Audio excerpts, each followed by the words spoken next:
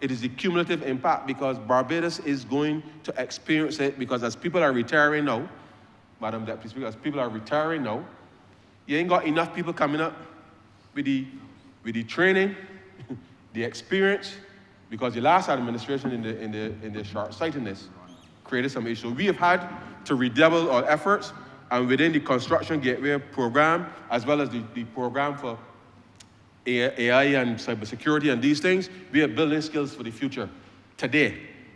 And therefore, we have to prepare our young people for the fact that the jobs that we are in today may not be the jobs that be available even next year. Because technology is changing so rapidly that we must keep pace.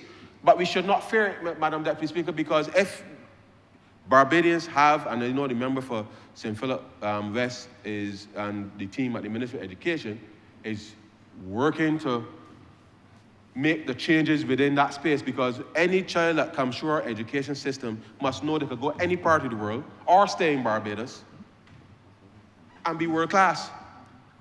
But that confidence comes from not from how much you get on the 11 plus, Madam Deputy Speaker. It comes from an innate confidence, because the system ought to be focusing on what are your strengths, how do you get those strengths out over the course of 12 to 14, 15 years, depending on how long you're in the system, Madam Deputy Speaker. And once you can unlock the potential of those young people, Madam Deputy Speaker, then we will be producing more Sagaris, more Rihannas, more of the world-class leaders that we have produced in this country. And therefore, the social inclusion component, Madam Deputy Speaker, is critically important. And therefore, when we do the debt to release more monies and more resources to put into education and health and these things, you can't get the macro, Madam Deputy Speaker, without the micro, and vice versa. And therefore, there is no separation. And I want to say to Barbadians that we have put a lot of time and effort into training, and we will continue to be able to do that to make sure that we can get a lot of as they would say, a better bang for your buck. Green economy transition, Madam Deputy Speaker, as you know, we've had some challenges with respect to access to technologies. This is something that we have been, especially in battery storage, given the nature of what's been happening globally. We passed the Electricity Supply Act a few weeks ago as part of the regulatory updates, if you like, to be able to advance that. This government, 4 years ago, made a very clear determination that we will purchase electric or hybrid vehicles for our fleet. We took that decision. And then we extended, with respect to the rest of the public, oh no, it was 2020, but 4 years ago, we extended to the rest of the public that we will give the incentives to focus on that transition from the transportation perspective. And therefore, we will continue on this journey to allow us to be able to reduce the amount of fuel that we are importing, to be able to help save some of the same foreign exchange that we're talking about, Madam Deputy Speaker. And therefore, these are just some of the examples of how we have to not just green the transportation, but within the hotel sector, as new hotels are being built, they're required to install water treatment facilities. They're required to green and digitize their entire sets of facilities, such that the focus now is that from inception, things are as sustainable as possible. And the reality of it, Madam Deputy Speaker, is that it just makes sense. And therefore, I know that once we can get access to greater battery capacity, we'll be able to see more people being able to make investments in this particular space to be able to participate. Now, let me also say, Madam Deputy Speaker, that I am well aware that within the agricultural sector, for example, there are a number of, and I know a number of chicken farms operating. With the capacity, I know there is already some work being done to take the chicken manure that is thrown away quite regularly, Madam Deputy Speaker. You mix that with some of the planting material. I know one of the facilities are using cotton, and the full, so you pick the cotton, Madam Deputy Speaker, yes, you pick the cotton, but you use the rest of the plant in a biodigester to produce electricity and natural gas. Now, that automatically means, yes, you've got to make some investment, but it means a different revenue line for the farm, because you could put electricity straight into the grid, or give the gas to NPC for them to sell. And therefore, the idea of inclusion is important. Therefore, we are making resources available to be able to help people to transition along this way. So there are lots of innovation happening in Barbados, and therefore, we must not see ourselves in the traditional sense in order for us to be able to see this green economy transition come to fruition, and therefore have a much more sustainable business practices as well as environmental practices in relation to this. And the last one, Madam Deputy Speaker, is digitization. All linked, by the way, Madam Deputy Speaker, all linked. Now, let me just say that this government has prioritized digitizing, and you know, people can get tired of me saying this, you know, Madam Deputy Speaker, but you know, if anybody wants to go to the United States, you have no choice but to go online, fill out a form. It takes you about 45 minutes at least to fill out the form and pay. And hope that when you get the appointment, Madam Deputy Speaker, that you will get the visa. But the only way you can get to the United States is if you go through that process. Now, the government is not going to do anything that's going to make anybody fill out anything for 45 minutes. But our efforts to link our databases and to provide digital services, notwithstanding, Madam Deputy Speaker, that obviously as you digitize, you have to take account for the fact that there are criminals out there intent on disrupting digital services, and therefore we are cognizant of the fact that there are cybersecurity threats. But you know, Madam Deputy Speaker, that whether you're in an analog space, because a thief is a thief is a thief is a thief, Madam Deputy Speaker, whether you're a thief in cyberspace, or you're just a regular analog thief, a thief is a thief is a thief. Anybody that is out to do ill will find a way to do it. And therefore, in the same way that you have to put in the safeguards within the so-called analog space, we equally put in the safeguards within the digital space. And therefore, the world having moved in this direction, it is incumbent upon not just government institutions, but private sector institutions and others to be able to address this. Now, I say this very cautiously, Madam Deputy Speaker, because it is important that we know who to trust. It's important. So I received a text message on my phone telling me, welcome to something, something, something. Please call the number on the back of your card, blah, blah, blah, blah, blah. So I see the message. I got to my office, and my secretary tells me that somebody calls to say, call this number. When I call the number, Madam Deputy Speaker, the number says it's out of service. So I called what my credit card center, and I inquired, did somebody was trying to contact me. And they verified that nobody from their team was trying to contact me. So I'm saying to Barbadians, Madam Deputy Speaker, there are people out there every day who are up to no good. And whilst we cannot turn back the clock as it comes to digitization, we must not be gullible and give our information to anybody on the phone unless you know that you're doing business with them. And in this day and age, with the way that technology has evolved, all of us have a responsibility to check.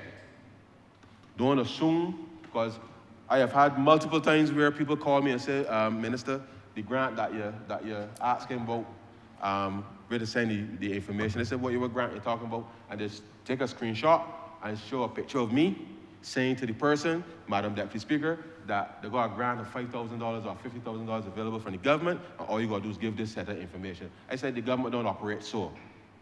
And certainly I don't operate so.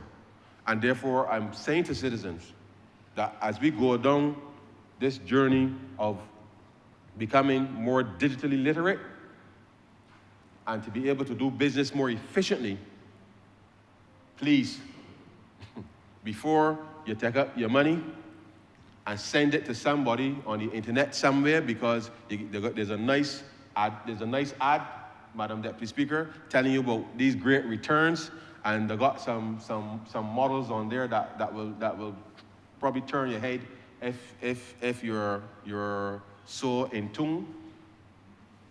Before you take up your hard-earned money and give to a stranger, please. I know the Honourable Member for St. James South, having started the Financial Literacy Bureau, please call somebody and ask a question. There's no shame in asking a question, Madam Deputy Speaker. There's no shame in asking a question. If you don't ask the right questions to the right people, and chances are, Madam Deputy Speaker, if you know you could walk down Broad Street into your bank and ask a question, go and ask before you provide any information to anybody. So it is important that each of us, that we alert and sensible before we are able to allow people into our systems, because once you let somebody into your secure space, Madam Deputy Speaker, you know, if we let somebody in here and they run right all about in here, after we let them in, then it's really, then we can't blame nobody because we let them in.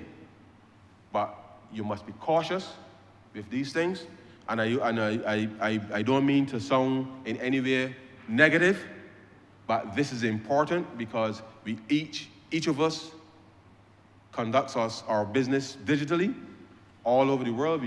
People pay on Amazon regularly and Apple and all these things, and they've got so many apps on these phones now, Madam Deputy Speaker, that the truth is you don't know what's real, because something pops up on your phone, you like it, you're accustomed playing a game, and it confusing you all the time, and you click it, and next thing you know, all of your details are available, because there are people out there, Madam Deputy Speaker, who are simply up to no good, and therefore we must work together, as the regulators have, between the Central Bank and the Financial Services Commission. If you know that you're planning to transfer money somewhere, you could call one of those institutions and find out whether the person or entity to which you are transferring any money to, Madam Deputy Speaker, whether they're legitimate, and therefore I can only urge Bajans to be sensible in that regard. Having said that, we know that we have put a very clear focus on digitization, and we have announced, I know the Prime Minister had announced in the budget in March that the tax credit with respect to digitization would expire June of 2025, Madam Deputy Speaker. We will be extending that benefit until the end of December 2025 to allow more Barbadian businesses to be able to benefit from the application of the 100% tax credit in order to be able to digitize their businesses, and to really, Madam Deputy Speaker, to be able to drive a lot of the response in the sector. And the reality of it is that we have to leapfrog a number of things, Madam Deputy Speaker, and it requires the public sector working with the private sector to ensure that the authentication and the sharing of data is going to be real, such that the ease with which we can do business in the country, the ease with which we can do business is enhanced. And therefore, these five things, Madam Deputy Speaker, will be the absolute focus in relation to what we're doing. And you know that a few weeks ago, there was a colloquium that was chaired by the Prime Minister to look at how we can reduce the amount of time it takes to get a mortgage done. And the reality of it is, Madam Deputy Speaker, is that right now it takes probably about 3 to 6 months, depending on on the institution and the legal people involved and all of that. And the reality is that we would really love to get that down to 14 days or less. But in order to do that, it means having the right data, the right systems in place, so that the unlocking of investment, private investment by Bajans, can be accelerated, and therefore driving the growth strategy. So a lot of that is digitization. A lot of that is really about how we can get people more access, using more of people's data in relation to credit reports and that kind of thing is all part of the process as to making a determination as to how many persons can access finance for a whole range of areas, not just housing, but a whole range of areas that would be critical with respect to being able to drive growth in the economy. And so the fiscal framework is really predicated on those areas. We will be focusing on a few areas in relation to trying to drive specific growth, but I will leave that for another time. But Madam Deputy Speaker, I am absolutely confident that what we have been able to achieve up until now is significant. But in order for it to be transformational, Madam Deputy Speaker, it means that all of us as Bajans, each of these areas that I highlighted here, must appreciate they're all linked, and therefore all of us now must work together in order to make the growth that we are seeing in the economy real. And therefore, I'm saying to Bajans, if you're taking your money and putting in all these schemes, just pause and look for the genuine things that are actually going to help Barbados, genuinely help Barbados. There's nothing, and I repeat it again, there's nothing that I know of that you can invest today, Tuesday, Madam Deputy Speaker, and get 100% by Friday. Nothing. Far less 200%, because if that was the case, Madam Deputy Speaker, I swear, I ain't got that here no more. But if it was possible, the government will not have any issues with financing anything. And therefore, I can only urge Barbadians to please, let us focus. If you accept you want to make investments, let us make legitimate investments. And therefore, you are more likely to get a 10% rate of return, a 15% rate of return or something in a legitimate business over the course of a year. But nobody can give you 100% in a week, 2 weeks. It doesn't make sense, Madam Deputy Speaker. And when people find themselves caught up in this vortex, where people are telling them, oh yes man, I put in and I get. Because, you know, Madam Deputy Speaker, if I was to come to honourable members in here and tell each honourable member that I put in $100 Monday and get back 200 Friday, I know that every man jack in here, first of all, will take that and say, not just. I'm being very serious, Madam Deputy Speaker. Every member in here will probably take that in good faith, because I suspect they trust me reasonably in that space. And it is something that people don't understand and realize, that you are part of the bait to get other people around you to relieve themselves of that money. So if I put in $100 today and get back 200 by Friday, it means that next week I might put in 200, expecting to get 4. And then I can put in 400, expecting to get 8. And every time I put in and get back, I can tell everybody that I put in and get back. And when I put in and get back, and if we keep increasing, the people just waiting for all of us to put up that big set of money, because they are clear in the targets that they want to meet. And then all the way in here, all 30 of us in here, lick up and looking at one another, but I am the one who can say, well, I get back my money. It is true. And this is part of the scam each and every time, Madam Deputy Speaker. And I can only urge Bajans, let us focus on the bricks and mortar, the things that you can touch and feel, Madam Deputy Speaker, unless somebody is providing a service, which coincidentally, the AI training and the cybersecurity training, there are Bajans being trained through the Ministry of Education Student Revolving who are working digitally from Barbados. So they're providing a service to companies outside of Barbados in that space. So unless you're providing a service across the board, there's still some way to quantify that. But unless you can see and feel those results, and those services still are linked to something real, because it means that somebody somewhere either got a phone service with a package that says they want X amount of data or X amount of minutes or something that people are prepared to pay for. So even with services, there's still something to quantify the demand and supply, Madam Deputy Speaker, and therefore, unless the people can tell you exactly what is the good or service that this money is linked to, Madam Deputy Speaker, I'm telling you, it is a scam.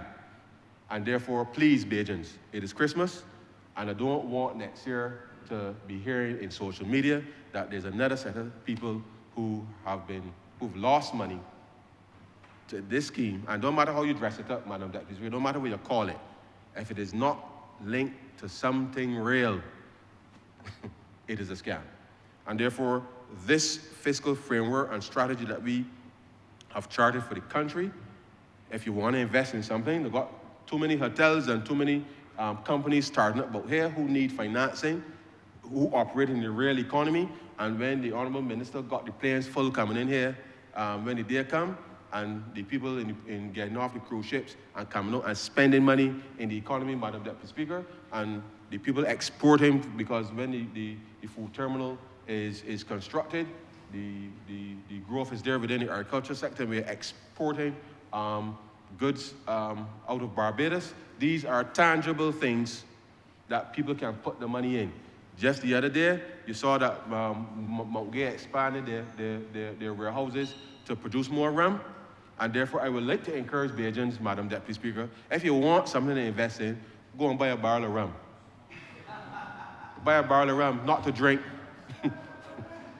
Not to drink. Buy a barrel of rum and let it age in the same way that you will invest in government bonds. Because as the rum ages and matures, Madam Deputy Speaker, when it bottle, you get that rate of return. So I ain't telling Bajans to drink rum, Madam Deputy Speaker. I'm saying there are opportunities, genuine opportunities for investment. And therefore, wherever you look, let us try to make sure that these opportunities can be made real, because it is this government's intention to include as many Bajans in the recovery, and there are many areas that people can participate, and I hope, Madam Deputy Speaker, that 2025 will see, and beyond, but 2025 and beyond, will see Bajans focusing on the things that make sense and the things that will actually help people to be able to ensure that the growth strategy that we focus on, which is really at a minimum to grow, ideally we would love to grow by 5-6% every year, ideally. But to make that work, it means people got to put in the money to actually work for the country, not to be giving people money ever so often, and you're seeing these things on social media, Madam Deputy. That's not driving growth in the economy. And therefore, whether it is large investment, small investment, in-between investment, whatever you call it, Madam Deputy Speaker, I want to urge Barbadians that if we are going to achieve an average of between 4.5% to 5% over the course of the next 3 years and beyond, then we have to put the hard-earned monies that we have to productive use, and therefore let us do that collectively alongside government and the private sector in order to make sure that what we have charted here can be made real, notwithstanding the fact that there are lots of external challenges that the country will face, and the only way that we will face those challenges and be standing is if we come together and focus on these genuine opportunities. And so, Madam Deputy Speaker, with those few words, I beg to move that this resolution do not pass.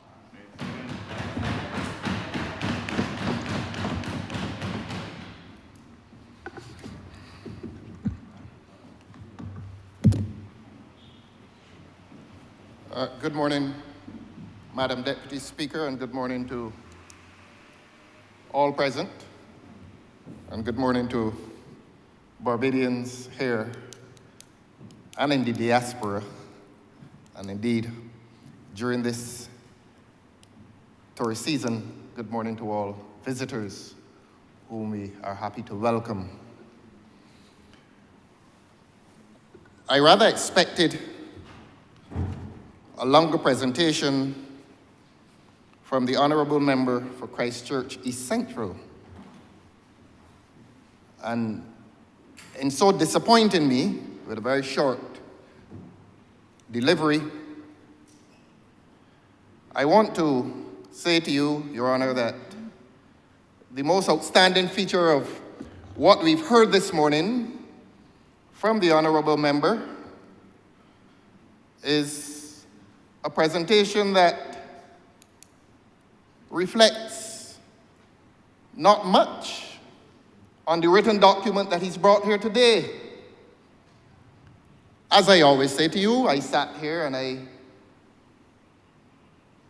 took notes. I was moving between the document and recording what was being said orally by the Honourable Member. And I have to say to you, Your Honour, that what was being said orally by the Honourable Member, some of which I wrote, reflects very little of what is in the written document. I see it, therefore, as my responsibility to inform the public as to what has come here in writing, and I will reflect also on the oral anecdotes. That is what I call them. These days he chooses the anecdotal path. A few weeks ago, I accused the Honourable Member of abandoning his characteristic technocratic propensities and becoming more of a politician. Not that being a politician is a bad thing. I hope we are all politicians. But we do expect our politicians who are also technocrats, highly trained, as is the Honourable Member, to reflect something of the training that he has and something of the training that justifies his occupation of the office that he holds. But here is what I record. I feel obliged to deal with the written document, and I will deal with that because the public is entitled to hear what is written in this document. As I said, we did not hear much of what is written in the document because the Honourable Member now has a different course of conduct in here. That I wouldn't say that he jokes a lot these days, but the anecdotes, we hear that he doesn't have any hair now, and I don't think the public, not even his former barber, is interested in the fact that he no longer has any hair. What is important to this country is what is here, H-E-R-E, what is written here. And what is written here does not speak well for the future prospects of this country. In avoiding the written document, maybe it's embarrassment, maybe the Honourable Member is embarrassed to tell the country what is the true state of this economy. And in expressing that embarrassment, he goes to these Ponzi schemes. When the Honourable Member went to the Ponzi scheme, the word that appeared before me was sanctimony. Let me quote him. Let us put these schemes and scams behind us. These sanctimonious interventions, you're supposed to come to a house and deliver of yourself seriously as to the state of the economy. And at the center of your delivery is a reference to Ponzi schemes, and that is supposed to be the greatest national issue, the greatest national economic issue that is confronting this country. Let us put these schemes and scams behind us. What we will not put behind us and what this country will not put behind it is the mismanagement and the poor management of this economy. What we will not put behind us, Your Honor, is the fact that this economy is on the road to failure. And it is on the road to failure because government's economic policies are inadequate for prudent management of any economy, including this one. We will hear shortly that most of our Caribbean neighbors are experiencing real growth, and that they have been experiencing real growth since that benchmark occasion of the COVID pandemic. But I recorded the honorable member, again, curious language on the question of growth. Here's what my record says as to what the honorable member told this country today, and I quote, "We must make the growth that we are seeing in the economy real." Ma'am, may I read that again? "We must make the growth that we are seeing in the economy real." Well, I am not an economist. The overwhelming majority of Barbadians are not economists. But we are still entitled to ask the honorable member, how is it that we may be seeing growth, but it is not real? We don't know. That is why I said he seems to have abandoned his technocratic training, his propensity, and his learning, which we have never questioned. I respect him. I do respect him. He's a man highly trained. But he comes here this morning and tells the people of this country that we are seeing growth, but the time has come to make it real. Well, he will get up and explain after I speak what he means by that. And so he began on the Ponzi schemes, a distraction. A distraction. How have the Ponzi schemes, or the Ponzi scheme, affected government's ability to manage this economy?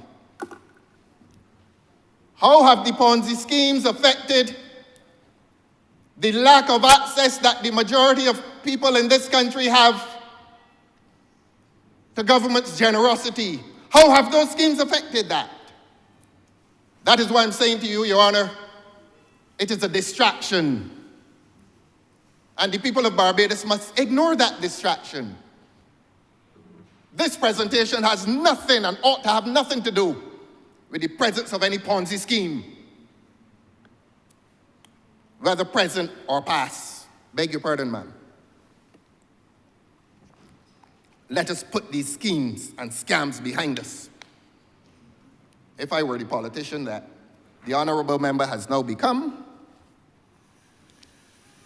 I would give different definition to the schemes and scams that are with us.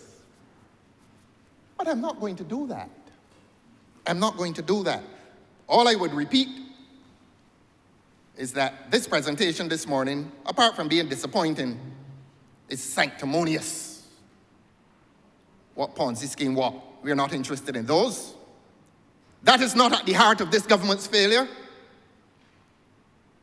But I quoted him again. I wrote another quote of the honorable members.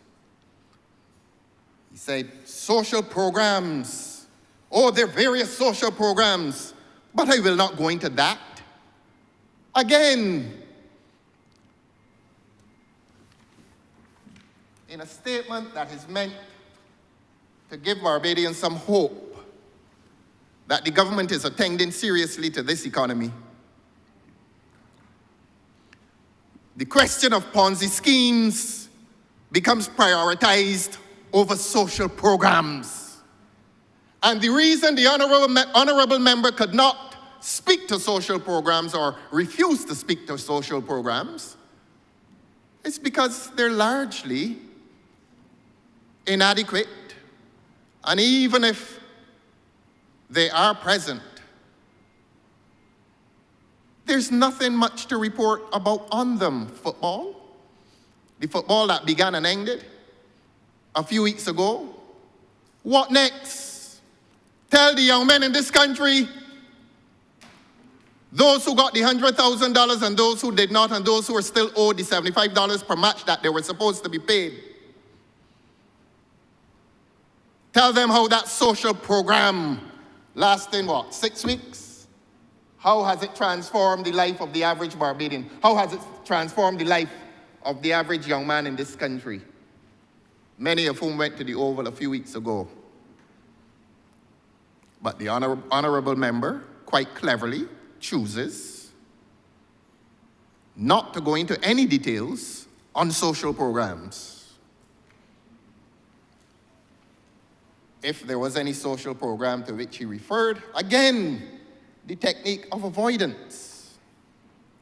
The honourable member found himself in an awkward position when he started to speak of the social virtue of education. And somehow he attempted to take credit for some initiative in the 1950s, he said. We focused on education in the 1950s. Now you come to Barbadians in 2024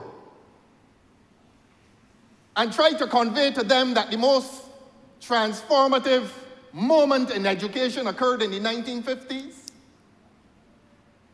And you come to literate, intelligent, and honest Barbadians and avoid any contact with 1961. The earlier word was sanctimony. The present word is disingenuous. And that is why the honourable member says, I'm not going to go into any of these social programs, but he pauses to tell you that the high point in education occurred in the 1950s. That statement in itself disqualifies the presentation this morning. You come in this country, in this parliament, and talk about education, and don't talk about 1961. How is that possible? But it characterizes the short intervention that we heard this morning. I was expecting to sit here for an hour and a half, at least 2 hours, and listen to a presentation dissecting economic policy and telling Barbadians why they should continue to have confidence in this government. Anecdotes. I don't have any more here. And my grandmother left school at 14. Let us focus on the bricks and the mortar. And then towards the end, I wonder how the media will treat this. That the high point of his speech was when he advised every Barbadian to buy a barrel of rum.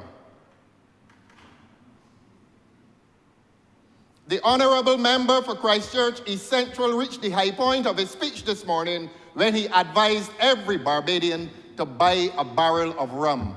Now, when we thought that he was going to associate that advice with the season, he deviated from that expected path and told them, no. That also is a good investment. So you buy, every Barbadian is now advised by a serious Minister of Finance to go down to wherever they sell them, Spring Garden, I don't know, buy a barrel of rum and put it somewhere in your house. When I first heard him, in 2018 at Secretary, I used to listen very carefully because, as I said, he was the ultimate technocrat.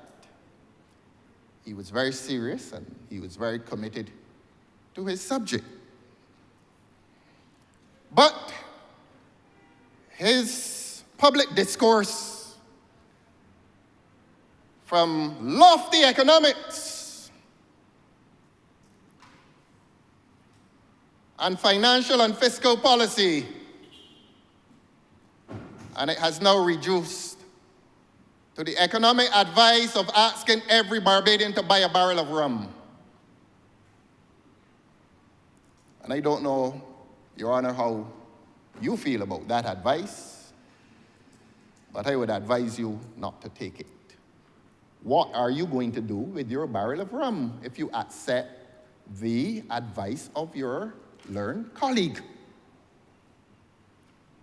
But that is where the speech took Barbadians. And therefore, it becomes our responsibility, even in opposition, to tell the government what is written in this document and to compare and contrast this document against their everyday reality. It begins, as usual, I'm going to read it. That is my responsibility.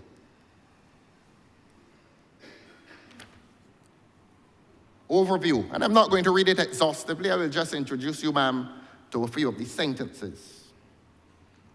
And the opening sentence under the rubric overview is typical.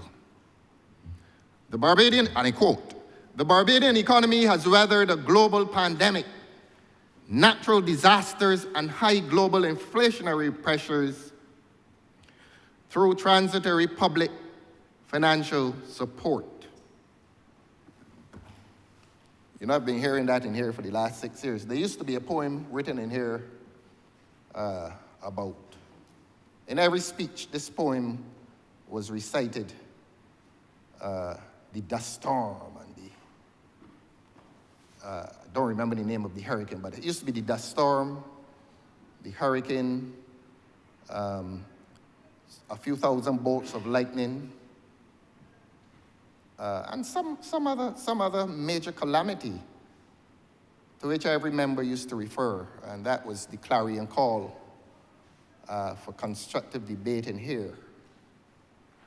You know, in 2024, and if it be the will of God, moving into 2025, a major statement on the economy is still burdened with that quality of debate that all the other countries in the Caribbean have gotten up from their slumber during COVID, and many of them are recording economic growth that is satisfactory. And they're recording growth in the various sectors that is satisfactory. But here in Barbados, we still, like the little child saying his recitation at the harvest. And we begin every recitation with the Barbadian economy having weathered a global pandemic, natural disasters, and high global inflationary pressures. What is the government doing about it? What is the government doing about it? We'll read this document and indicate what the government wants to do about it and how the government is failing. Permit me, Your Honor. So my advice, please, Barbadians, don't go off yet and buy that barrel of rum. Let us seriously discuss the issues that confront your lives. Now,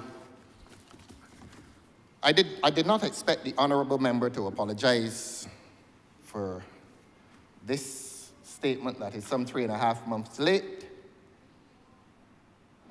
He did remind us that this country has had a global pandemic affecting this country worse than our neighbors.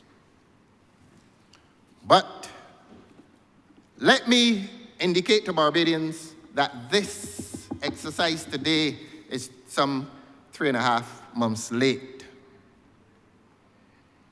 And if we go into its details, I will do so. But I want to come to page 9. This, what we see here, the first portion of the document is some 37 pages.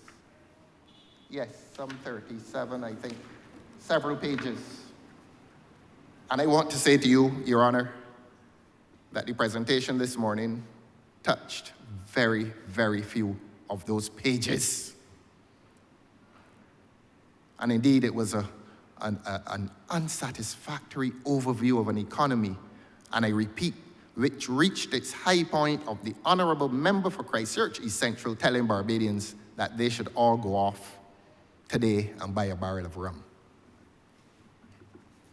So that is at the heart of economic strategy in this country. Go and buy a barrel of rum. And that is what this government leaves with Barbadians, when it ought to be seriously discussing 2025 after one of the most difficult years in the history of this country. And the difficulty had nothing to do with any dust storm or COVID or beryl, because this was a year in which government found itself in celebratory mood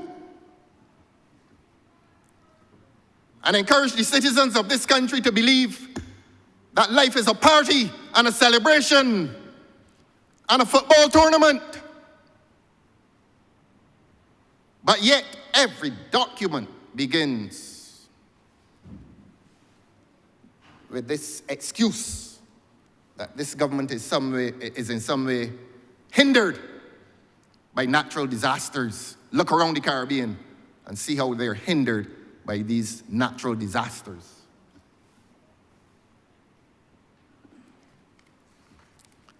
I am going to introduce this public,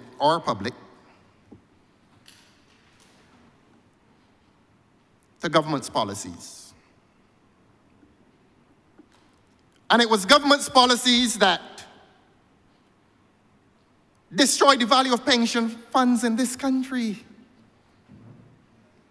Had nothing to do with COVID, nor Hurricane Beryl. It was Hurricane government that reduced interest on income from pension funds. And the result of that is that there must be a dependence on the NIS in future to top up those depleted pension entitlements. And we will not forget that it was this government in a restructuring program that took the value of $1 billion out of the People's NIS Fund, so that it was deliberate government policy that weakened the prospects for pensioners in this country. Had nothing to do with any barrel of rum.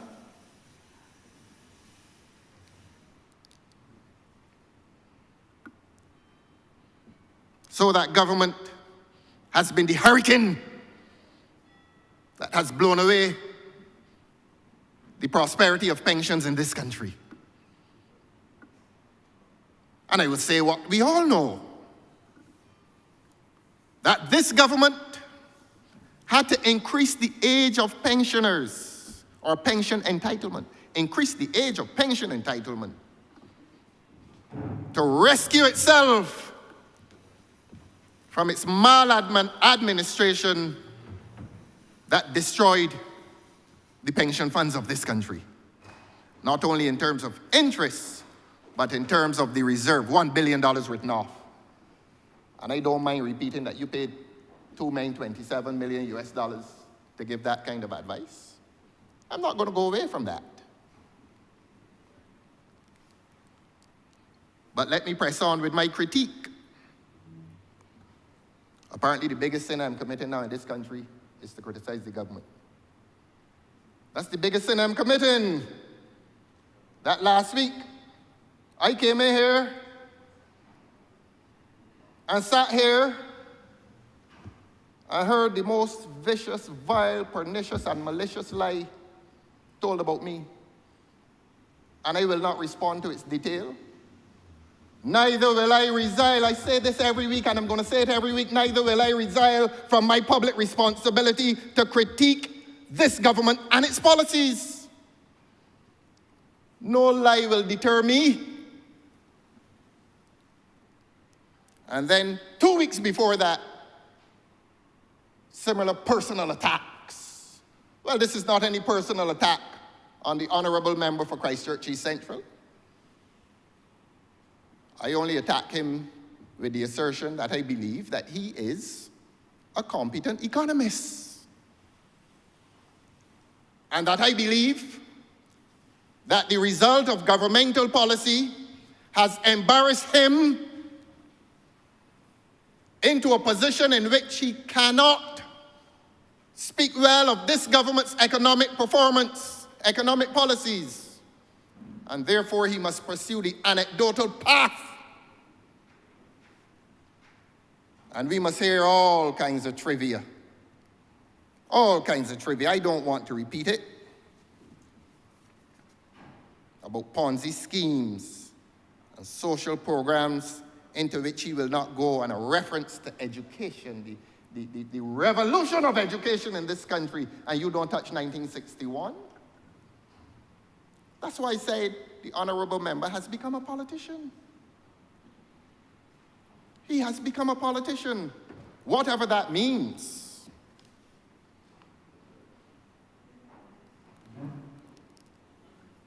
And by that I mean a politician purely who will not make contact with the realities that visit the lives of Barbadians from day to day. So I don't attack him personally. I don't attack anybody in here personally.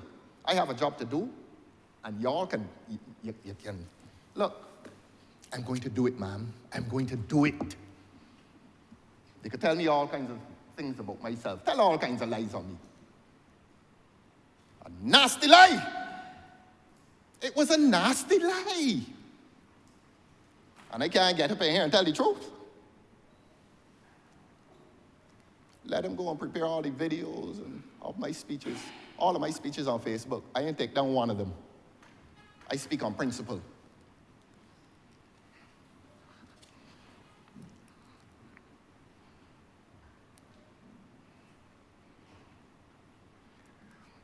The people of this country are entitled to ask this government if the foreign exchange earnings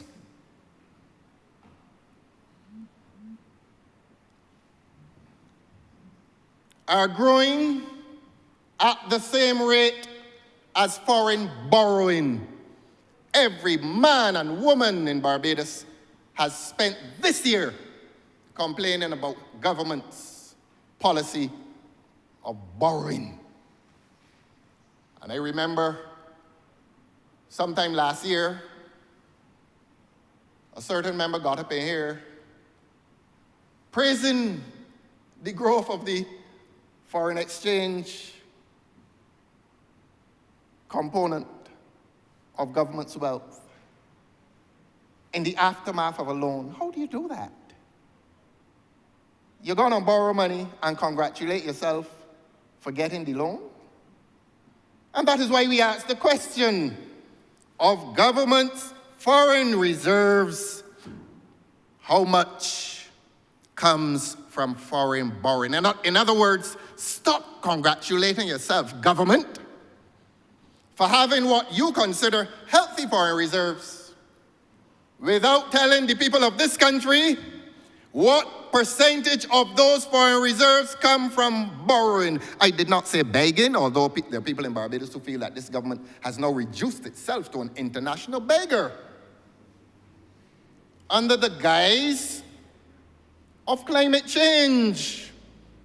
That is how a lot of people in this country feel, and a lot of people in this country feel that the government has been derelict in its duty to get this local economy going. And I'm going to say today how this economy needs to get going and why it needs to get going, and in whom must the investment be made. A 6-week football competition don't do anything for this economy. It does not. Building fences around the recreational areas in the villages of this country does nothing for this economy. Absolutely nothing. But that is why the honourable member for Christchurch East Central, and I'm going to continue to say it, must now reduce the content of his speeches to a dialectal enterprise. Perhaps it is charming. Perhaps Bajan dialect is charming in political discourse. A lot of others do it. It has some charm. But I want to move away from that charm and move to the written document here this morning. I'll do that shortly. But I will just run through these concerns. We've asked about the loan component of the foreign exchange earnings. We want to ask this government about its commitment to the crime that is afflicting this country. Look, what happened this year and what is happening today is the worst crisis this country has experienced post-independence. There's a dread about life in this country, and that dread is related to crime and rampant crime and dangerous crime and nasty crime. And crime that now affects every Barbadian, if not directly, indirectly through the fear that he experiences as a victim. And what has been this government's response? We saw the results of that response a few Fridays ago, thanks to journalism. We saw 4 young men, and I'm going to come to that. I'm going to come to that. Hardly a speech here is completed unless I hear, oh, we need to have a conversation. Well, let us have the conversation today. Let us have the conversation today. I'll come to that. So that this report says nothing about resources committed to those who are involved in crime. No mention of community development, which must be related to the issue of crime. We're going to ask this government why its export-led growth focuses only on tourism. And of course, the construction that is associated with it. And we will ask the government, having asked that question, we will ask the government how much foreign exchange is acquired from the attempts to grow the tourism sector. These are questions that serious economists, like the Honourable Member for Christchurch, East Central, in a serious moment, he will ask himself among his colleagues who are economists, not his colleagues who are sweet-talking politicians, but among his colleagues who are economists, he will want to reflect as to how much foreign exchange is being truthfully gained from that sole commitment to tourism. I don't disrespect the Honourable Member for St. Michael West Central, who's the Minister of Tourism. He has a job to do. But we have the right to ask questions. What is the real gain? What is the real gain? And we're not anti-tourism, but we have warned this government for this entire year to diversify this economy. And while asking the government to diversify this economy, this government has pursued a path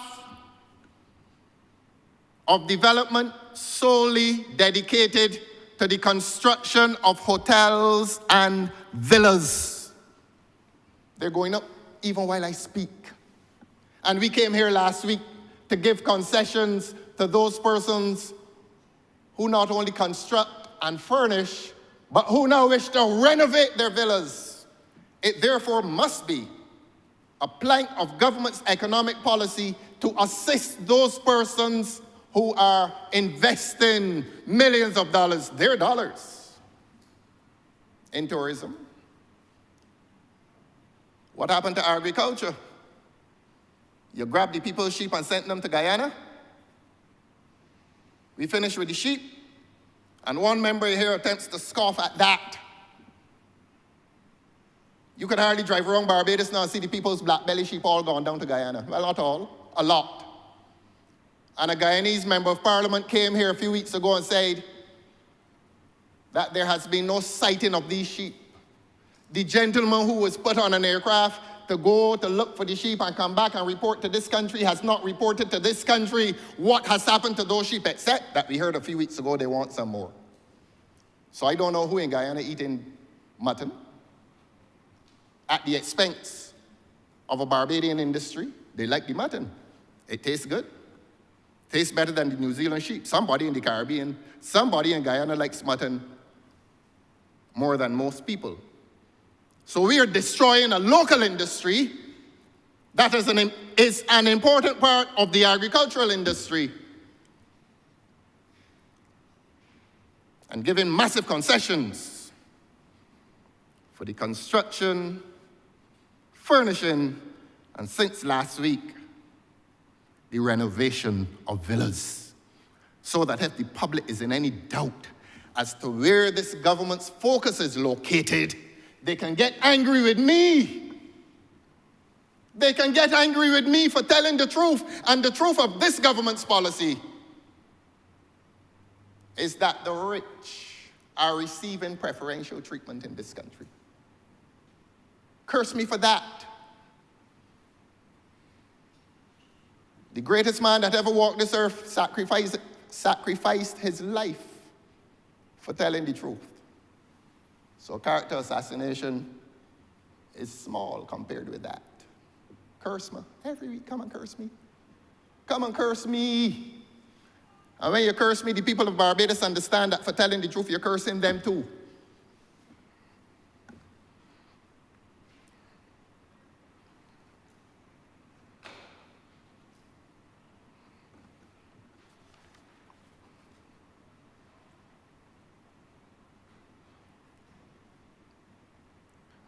The green economy.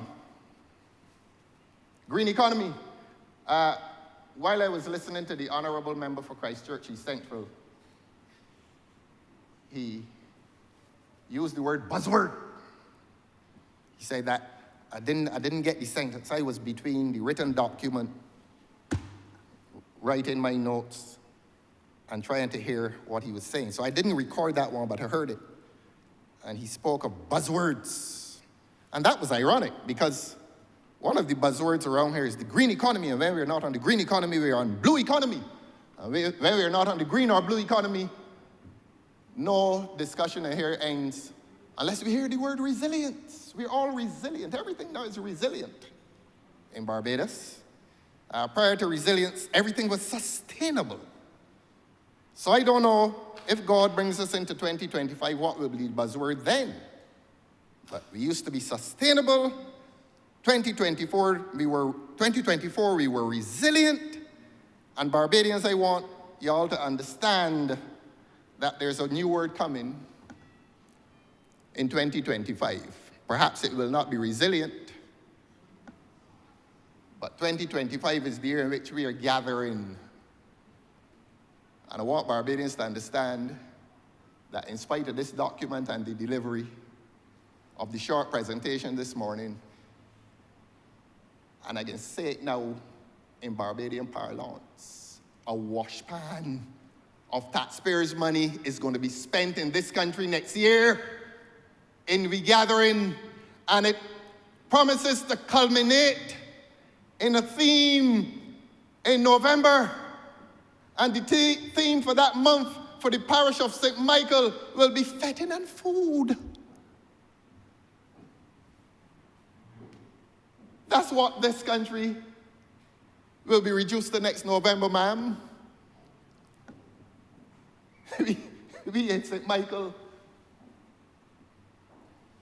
or those in St. Michael who will lead a national celebration of regathering. They start in St. Lucie with faith. Oh, what virtue. Faith. And they will move through the year, and every month will have a theme. And every month will be associated with a parish. So St. Lucie, they've reserved unto the gentle and quiet people of St. Lucie, not well represented anyhow, with the theme of faith. But from the time when the Honourable Member leaves his theme of faith and is invited to St. Michael in November, he will be fetting and eating washpans of sauce. Fetting and food, and that is what this country, that is what this government threatens to reduce this country to next year. From faith to fetting and food. And we claim to be a civilized population under this government. That we move from faith And by the time November comes, 10 months later, all we can do as a country, all we can show ourselves to the world as are a people whose main indulgence is fetting and food. A washpan of taxpayers' money we'll spend in this country next year. I want to ask the farmers, the fisher folk, the masons, the carpenters, the accountants, the lawyers, the engineers. How much of that money will be for you, Barbadians? Or is it an expedition aimed at returning this government to the favor of the people? I have a right to ask these questions. I have a right to ask these questions not based on fantasy, based on the truth. And the truth is that this government has set a program of national celebration for next year, which will culminate in a theme of fetting and food.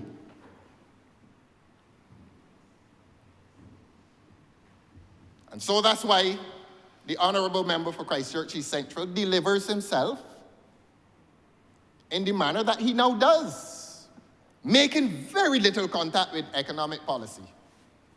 But everything is a nice dialectal anecdote. He's now speaking more Bajan than most Bajans. And perhaps it is charming. But I want to invite him, the Honourable Member, to come back to his sober reflections on the economy of this country. And in so doing, I will take him and this country to page 9 of the written document about which he spoke very little. Mid-page it says, the budget policy priorities. This is what I was given.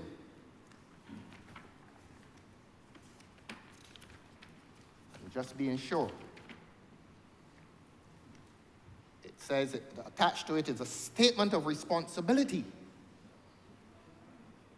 Those are heavy words. A statement of responsibility signed by the Honourable Minister in the Ministry of Finance and Economic Affairs. Curse me every week. I ain't stopping. Page 9 of the document, permit me, ma'am, this will take a little while, but I must do it. It ought to have been done by the Honourable Minister who spoke this morning. I'm going to do his job for him now. I quote, despite the slowing down of the global coronavirus pandemic, every paragraph, every sentence, every governmental disclosure, every public statement begins with the excuse that this country, this government, more than any other country, more than any other government, has been slowed by the pandemic. They have countries who've forgotten. How many people talk about the pandemic? Why does the government not leave this dialogue on the pandemic? Every serious document or every document that intends to be serious must begin with this excuse, oh, we can't do anything because of the pandemic. It has affected this government more than all the other governments across the Caribbean that have recovered and are doing well. But I'll read it again, ma'am. Beg your pardon? Oh, I heard it. There's a point of order, ma'am. Madam Deputy Speaker, the Honourable Member has taken his seat, so I assume he's finished his speech, so I guess I will start mine. Thank you very much for the opportunity to join this debate, Madam Deputy Speaker. The Honourable Member took his seat, Madam Deputy Speaker. No, I took my seat because the Honourable Member took his seat in this Honourable Chamber when you take your seat, That's how you can you stop me have from speaking finished today? your speech. No, you interrupted me, Honourable I Member. did not interrupt. I heard you speak, no, and I Madam sat Deputy Speaker, in anticipation of I a point did of not order. interrupt. Members, The Honourable Member took his seat Ma'am, and we're finished finding his all kinds of speech. creative ways to And stop me from therefore, talking he here. was finished his speech. Therefore, I am in my rights to get up and start mine. May I continue, ma'am? May I continue, Madam Deputy ma'am? Speaker, the Honourable Member took his seat and therefore finished his speech. So therefore, if he's finished, I'm in my rights to start mine. Honourable Member, please let the Honourable Member from Christchurch. The Honourable Member for conclude Christchurch his West has resolved it presentation. with laughter. The season of Christmas is upon us. Let peace reign. And let there be love.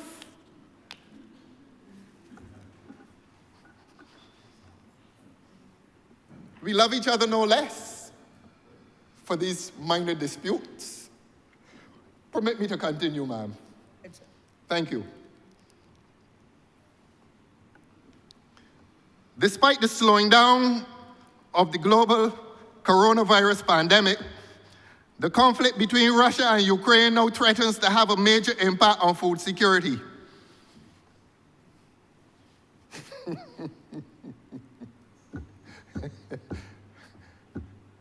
The conflict in Russia and Ukraine has extended across Europe, England, the Atlantic, and has found its way into Barbados, and is affecting this country more than it is affecting Antigua, St. Lucia, Grenada, Jamaica, and St. Kitts. Permit me to continue, Your Honor. And they talk about food security. This government talks about food security in this document. And a few weeks ago, they closed down an agricultural station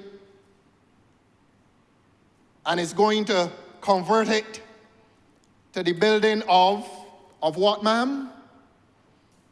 Don't let them fool you that it is for any low-income housing. Don't let them fool you, Your Honor. Perched as it is, overlooking the West Coast, not one low-income house is going to go there. We know what is going there. And we're going to tell the people of Barbados what is going there. Nestling right below the Holders complex, where the multimillionaires live, you're not going to put any low-income housing there, member? Ma'am, through you. The people in Barbados are going to find out in a few months. They built already? They built already? You know, ma'am, what an interesting admission.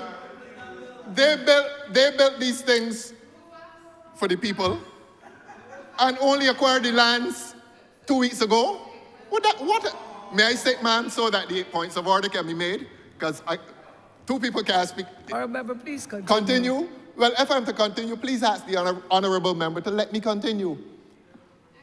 And these days, I am so sorry that the standing orders expert is absent. I'm not supposed to say who is absent, but I want him in here to help me to speak to his colleagues as the leading expert in the Caribbean on standing orders and tell them that when I'm speaking, 33 sub-rule 6 says that I will be heard in silence.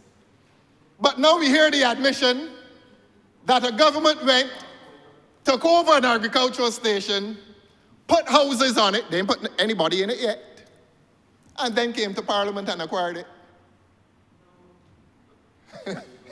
They say yes, I just heard an intervention that the houses. On a point of order, Yes. Madam Deputy Speaker. Honourable Member for St. George South, please. Merry Christmas to you, Madam Deputy Speaker. Season's greetings. And to the opposition leader. Merry Christmas to you. On a point of order, the lands, the resolution that came to Parliament a few weeks ago came to vest the lands in National Housing Corporation. Why not hold? Sorry. Not an acquisition. As an attorney at law, you would know very well, in an effort to give an individual the right to the title, you have to vest the land in the owner of the land, the persons who are executing the the project. And it gives the owner good title. And as an attorney, you know you cannot conduct a conveyance without good title. And that's why we came to vest the land in National Housing Corporation and not to acquire the lands. The lands were acquired eons ago. That's my point of order, Madam Deputy Speaker. Question yourself? I don't want to treat an engineer badly, but I will just gently say to him that when the land is vested in NHC, NHC becomes the owner. And it therefore stands to reason that if the construction was done, it was done on somebody else's land, that this government is walking about this country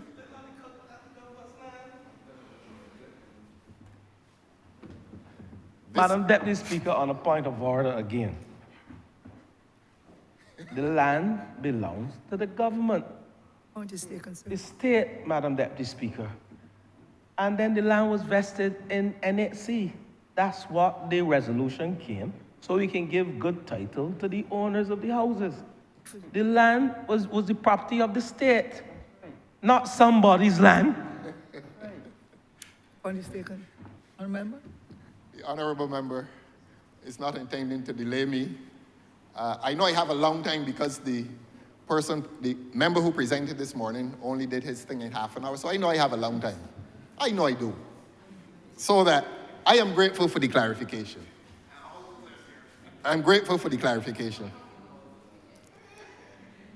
But I went down there, yes, I'm going to deal with that in a 15 minutes. It wasn't 56 here. There were 30. Nevertheless, Your Honor, we will see who will be put into those houses at Holders Hill. Bullins, yes, Bullins, Holders Hill. We will see. We will see.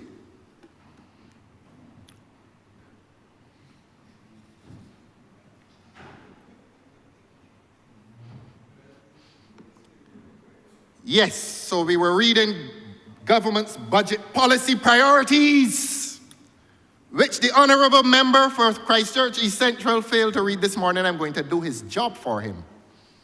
Despite the slowing down of the global coronavirus pandemic, the conflict between Russia and Ukraine now threatens to have a major impact on food security and the cost of goods, and could continue to pose a major challenge to the economy and to have an impact on the balance of payments and fiscal accounts, full stop.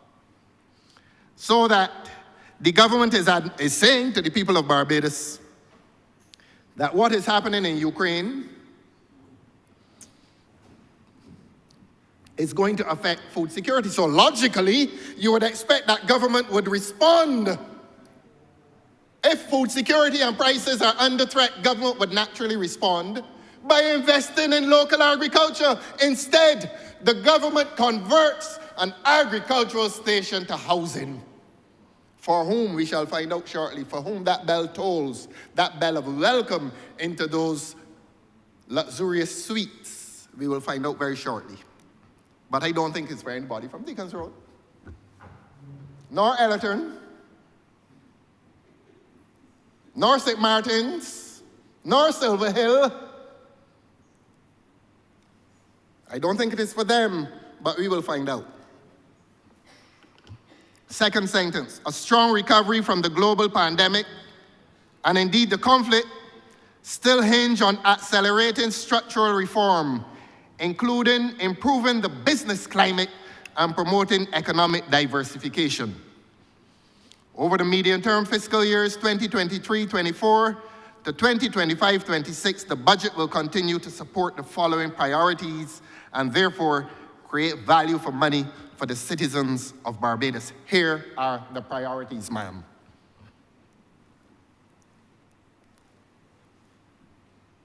Here are government's budget policy priorities. Number one, reducing poverty and inequality through the protection of the vulnerable. And I happily say that in the presence of the honourable member for St. Michael South, who continues to endure private discomfort in not having enough money in his ministry to feed the poor and to pay the rents for the unemployed, many of whom are among us. Welcome to the member for St. Michael South. And I said it before and I'll continue to say it. He cannot say it publicly, but I will say it for him, that he cannot be happy at the Prime Minister's travel bill. I know he's not happy. And if he's happy, there's a dissonance between his state of mind and the people in his constituency. And he describes himself as a people's person. It's people above politics. And I know he's not happy. I know that. I know that. And the honourable member for Christchurch East Central will one day come to this parliament and tell the people of Barbados, what is the Prime Minister's travel bill? They don't feel that the people of Barbados are entitled to know. We love the speeches. They don't do anything for us. They don't lower the cost of living. They don't make more people go to church. They don't lower the crime rate, the murder rate. But there are people who love them. There are people in Jamaica who love them. There are people in Grenada probably who love them. And the numbers in Barbados who used to love those speeches are diminishing. Because Barbadians now recognize that all this travel and all these speeches have not allowed parents to send their children to school with a full stomach. And if it is a personal agenda, fine. But you must not pursue personal agendas on the taxpayers' money. And therefore, I will support the honourable member for St. Michael South if he wants his budget to move from 102 million to at least 180 million, like the Prime Minister's office. I would support him, but I don't expect him to make that private desire public. But I support him in his private wishes and desires to have a budget that will make his ministry look a little better. Can't be a pleasant thing to be in a crisis, an economic crisis, to be turning away people who are homeless, who are unhappy, who are hungry, whose children can't go to school a full week. It can't be a pleasant thing to turn them away. I saw some photographs this weekend of these luncheons or something, luncheon, whatever it is they do. That is now the ultimate. I didn't see any with you, Your Honor. I think your politics is slightly different. But men behind large pots, dishing rice and peas and stew and a spoonful of sauce. And that is the ultimate political expression in this country now. That you can bring some old women and a few children into a community center, give them a plate of rice. Fine. They leave there a little better off than when they came. But then you splash it all over social media and the people's face is there. St. Michael South, please don't do that. Please don't do that. Yours is politics above people. I beg your pardon, people above politics, yes. Yes, I did that deliberately. I wanted to see if you were listening. I got your ear. People above politics. And the exercise of dishing a little portion of sauce is fine. But give them the dignity of some private celebration. Don't do that to them. I beg you. I know you mean well, honorable members. I know you mean well. But we are moving into 2025, and our relationship with the public must qualitatively change. And next year we will be focusing on dignity, the right of our constituents to a dignified relationship with their politicians and parliamentarians. But let me get back to government's budget policy priorities. And this statement dares to make the other statement that the government is interested in protecting the vulnerable. Again, I say,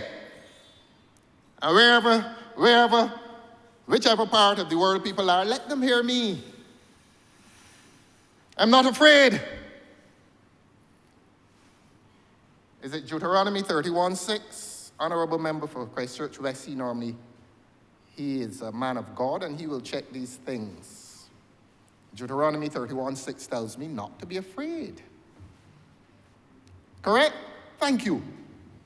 Told you he's a man of God.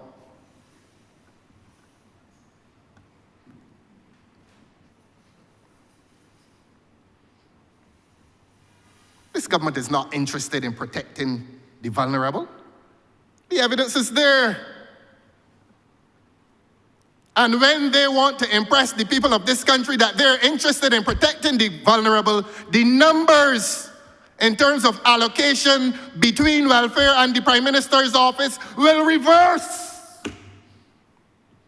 The 186 will become 102, and the 102 will become 186. I speak for the honorable member for St. Michael's South, who must, as a conscientious human being, more human being than a politician, if we were to take him at his word that people reside above politics, he will agree with me that there is an inherent unfairness in government's allocation of its resources to two important ministries. What does a speech in Jamaica? What does a speech in Jamaica? I'm going to say it now. Don't tell me I'm riling up anybody. What has that speech in Jamaica meant for the old man in Northumberland?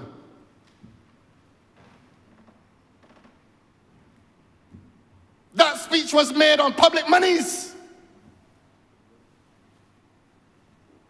It was made on public monies. Congratulations. The Jamaicans who heard it loved it. But the poor people in Barbados feeling it. And I'm supposed to come in here and be afraid to tell the truth. Because I'm supposed to be afraid, I'm supposed to be afraid of untruths told about me. Vile, vicious, malicious, and pernicious, as they are. But Christchurch West reminds me, Deuteronomy 31:6. I read it this morning, you know. A constituent sent it to me. They send me things every morning. Y'all don't know that. Y'all see me here alone and think I'm lonely. Because you don't see me in Dover on the pavilion step every other day. You think I'm not in the constituency. WhatsApp is a beautiful invention. And one sent me Deuteronomy 31:6 this morning. Are correct? Yes. Commend it to your brothers and sisters, because I know they're afraid too. And I try to indicate to them, stop being so afraid. The public wants them to stop being afraid because there's obvious wrongdoing in this government. And many of you and some of you are not the authors of that wrongdoing, except that in the public estimation, you must take some responsibility for it. On a point of order. The honourable member is clearly misleading the House. For him to say that there's obvious wrongdoing in this government, has not provided any evidence, has never provided, and there's no indication of such. The honourable member is clearly misleading the House with that statement, and I will ask that he withdraw it from the record. Thank you. I will explain it. as I'm due so to do, and I appreciate the intervention. When I speak of the allocation of resources to respective ministries, and when I describe those allocations and misallocations as unfair, I am saying that the question of unfairness amounts to wrongdoing. That it is morally wrong to commit public resources to an expedition in speech-making, universal, international speech-making, when the poor people of this country want a meal. That is what I call wrongdoing. It is morally wrong. I am grateful for the intervention. And I'm grateful for the opportunity to explain, Your Honor, what I meant by that. I haven't accused anybody of other things which are also wrongdoing. I have not done that. No, I won't do that. I won't do that. We come to the second budget policy priority, increasing the long-term competitiveness of the tourism sector.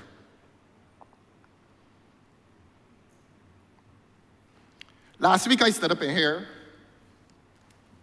and made a point about the tourism sector. I criticized the government's initiative in appearing to benefit exclusively the coffers of the well-to-do. I did that. I had the courage to do that. And the Honourable Member for St. Peter, in response to my statement that community tourism should be taken seriously, informed the House and me that community tourism already exists, that I wasn't discovering the wheel. But I think the Honourable Member missed the point that I was making. Of course it does exist, and it exists in St. Peter at 6 Mains, as he said, as the Honourable Member said. But I was making the point that they're entitled to concessions too. And I think the Honourable Member missed that point. That if you're given a concession to a millionaire, multimillionaire, to put abstract art on the walls of his villa, or if you're given concessions to a multimillionaire to renovate a villa that he has had for 10 years and has made profits in the millions of dollars, that if you're giving concessions to him, you can give concessions to a man who has a little rum shop in Dover. Or My Lord's Hill, or Britain's Hill. That's all I was saying. Why is this word concession some precious word that is reserved for the wealthy? But a fellow with a rum shop, like the one in Paynes Bay, or the one in 6 Mains, and if they go to the shanty in Silver Hill and purchase an orange juice, the Honourable Member says they're welcome. But poor fellas, they can't get a concession. But you now have to associate yourself with this prestigious word, villa, in order to get a concession. And one day they're going to do an audit and discover that the majority of tourists experience social intercourse with the have-nots in this country. And I don't have to cite the case of Oistins and Dover. The Honourable Member for St. Peter cited 6 Mains. And if the Honourable Member for St. James South were a little more active,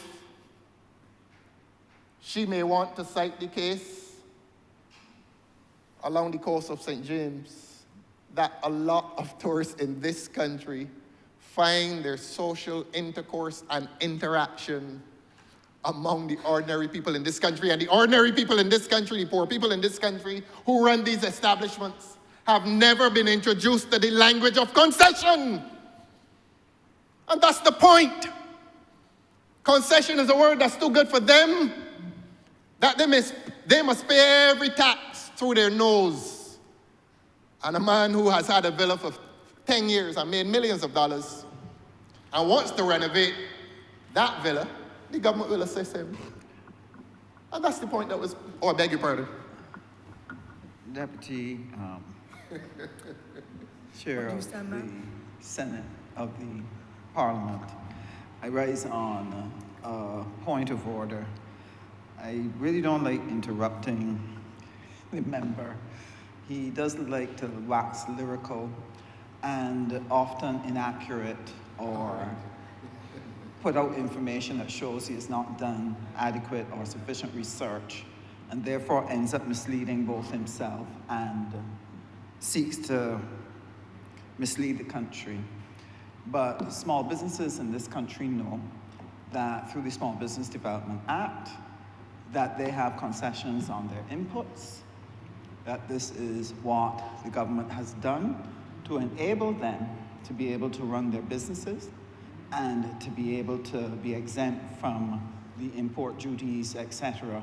And this helps them to be able to build their businesses. Now, unfortunately, the member is not aware of some of these things. And just to correct something he said earlier, I'm not going to correct all because there are too many. They fall like snowflakes with a rapidity that, you know, can be mesmerizing to those who are uninformed, but I wouldn't want them to be. He has continually made reference to the Prime Minister's budget, Prime Minister's office budget of 189 million, comparing it with the one for welfare, and seeking to suggest that the 189 million is really spent on things that are non-essential to Barbadians and Barbadians' lives. I believe I spoke to this before and outlined that the Prime Minister's office has under it Future Barbados, Commitment for Results Department, the Residence, Planning and Development Department, Defense and Security, Barbados Defense Force, Cadet Corps, Assistance to Legionnaires, Anti-Corruption Unit, National Transformation Unit, Rural Development, Barbados National Gallery, Creative Economy, Film Censorship Board, Special Projects, and so on. HIV/AIDS, I could go on and on. There are more than 15 or so units under the Prime Minister's office that share $189 million. And so I would, if he is genuinely interested in whether or not money is fairly allocated, then he would be relieved at what I have to say. If it is just simply to make Barbadians feel that money is misallocated and misspent, then he will continue on his course, and therefore I would not have achieved anything except to help Barbadians to understand what happens in this government in terms of spending. I thank you, Thank you for your point of clarification. I have heard that feeble attempt at a breakdown before.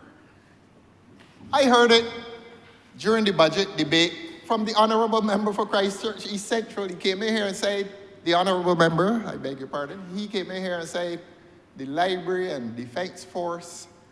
But, you know, the people of Barbados are entitled to know how much of that money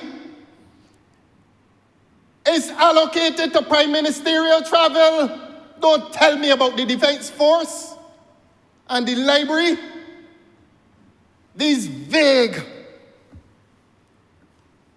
statements.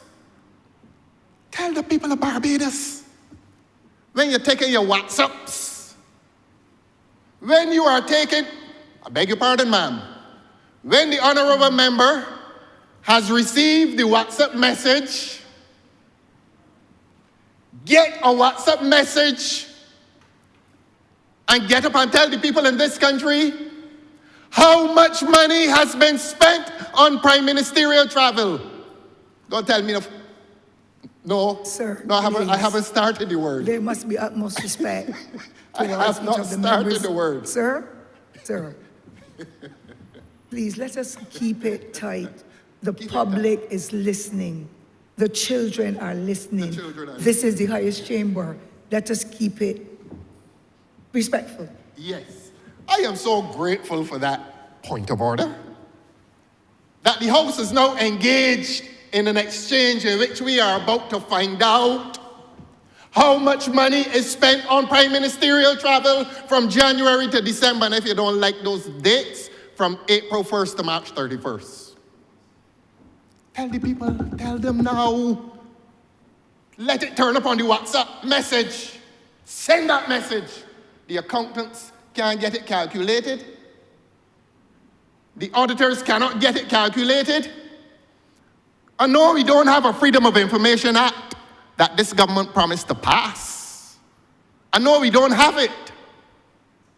But in advance of the Freedom of Information Act, tell the poor people of Barbados how much of their dollars are being spent on the aircraft and the hotel. And the massive per diems, tell them. Tell them, get back up and tell them. Don't tell them about the BDF. Don't tell them about the National Library Service. I bet you're speaking again? But Yes. Honourable Member, please. I am understanding what is being said on both sides. And I got the impression from the Honourable Member for St. James South that reference is being made not just to that the overall budget of that ministry encompasses all of those other areas we identified. Can we just move on then, please? Yes, Your Honor. Yes, ma'am. I am so obliged to you. Look, And you let's know, I just love be a these little points more of order. tempered. I love these points of order because they come to clear one thing and refuse to disclose another. And you smile, ma'am, because like me, you want to know how much they're really spending on this luxury. You and I want to know, but I understand. You cannot speak for me, sir. No, I won't. I won't. But I know you are a conscientious citizen. And I understand how estimates go. Yes. And I understand the heads that are under the various aspects of the estimates in each of the ministries, and that is made available to the public. So could we then please Yes. move on now Yes, that ma'am. the clarification has been made But you know, and that ma'am, you have accepted I'm it, obliged sir? to you, ma'am. Yes, sir. But you know, ma'am, is it this government's position that the people in Barbados are not entitled to know this national secret as to how much money is spent on prime ministerial travel? The people in this country are not entitled to know that the prime minister is absent from this country at least once a month, and sometimes twice. And it is paid for by the taxpayers of this country. Don't tell me how much is spent on the library. Tell me how much is spent for that plane to take off and land. And tell the people, and tell the welfare department, and tell the departments that had to send home people. Tell the people working in the court who got sent home, and the courts are under-equipped. Under-equipped. Because in the aftermath of an IMF program, when this government was talking about the delivery of justice, justice could not be delivered because the courts were understaffed. And tongue planning. And we sending home public servants in this country, and millions upon millions of dollars are being spent in prime ministerial travel. And the people of this country not entitled to know, interrupt me. I love the interruptions. And as for the rum shop in the Ivy, is the honourable member meaning to tell this parliament that the rum shops that the tourists go to are getting concessions? The honourable member knows that the small businesses that receive concessions, minor as they are, small as they are, when calculated cannot come close to the amount of concessions that are given in the tourism sector. The honourable member knows that. The honourable member knows that. But if they can't give the answer today, Madam Deputy Speaker, tell them to prepare the answer When next we come here, if God spare our lives, if God should spare our lives. That is what we used to say in the old days. You could not speak of the future unless you added, if God should spare our life. And if God should spare our life, I want the honourable member for St. James South to come back and tell the people in 2025 what she could not say in 2024, how much money is being spent on prime ministerial travel. It may be small, but it is not unimportant. It is not private monies. And even the courtesy of telling the people of this country when you're absent. We don't get that courtesy. Look at your WhatsApp. Tell me what they're telling you now. Because every time a point of order is made, it comes after a WhatsApp. Come in here, spend some time in here. Come, spend some time in this country and spend some time in this parliament and answer the questions. Don't send junior ministers to answer big questions.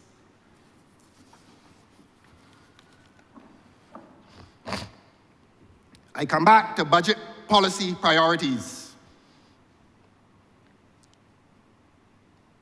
And we had dealt with the second one, increasing the long-term competitiveness of the tourism sector. Sounds good, sounds sweet, but how? How are you intending, how are you as a government intending to increase the long-term competitiveness of the tourism sector? Fine, we are building hotels and we are building villas. And I have asked this government, in spite of the intervention last week from the Honourable Member for St. Peter, to ask this government to seriously go into the communities of Barbados and consider that they are worthy of concessions too, and that the tourism can grow within the communities. That is simple. You don't have to have a $10 million villa to receive assistance. More tourists go in the communities than go in the $10 million villa. And the $10 million villa gets multi-millions in concessions and the little rum shop can't get one. Honourable Member for St. James South. That is my response. Don't tell me about any small business sector. Those rum shops that are placed across the landscape of this country do not get any tax concessions. Thank you.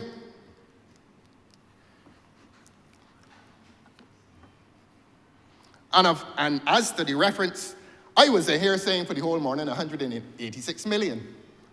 The honourable member got up and said it's 189 million. And what the honourable member has not told the people of Barbados is that the figure I have quoted is only part of the figure for the Ministry of Finance. Let us not hide it. There's another 180-something million dollars that goes to the Ministry of Finance. Oh, I thought a point of order was coming. They're moving now like gorillas in the jungle of warfare. They're jumping from behind trees and chairs and whispering, George Street.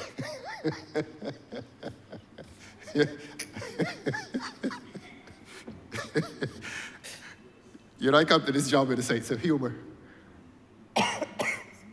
And I'm not going to let the stress kill me.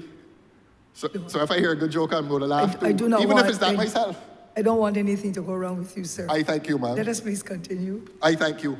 But You're let the well loved. honourable member for St. James South tell the people of Barbados that the entire amount of monies allocated to the Ministry of Finance is not in the sum of $189. It is $300 and something million in the financial year.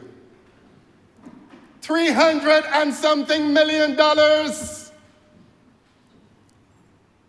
Don't look at the honourable member for St. Michael South with apology. His don't move, 102. And that ministry gets over 300 million, well over $300 million.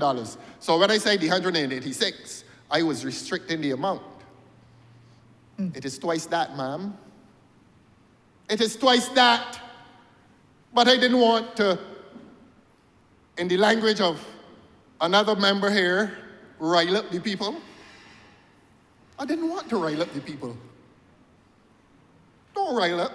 Don't be riled up, people. It is more than 186 million. But I was trying to keep things calm. I didn't want the people of Barbados to get angry. I didn't want the people of Barbados to know that it is more than 186 million and is over 300 million.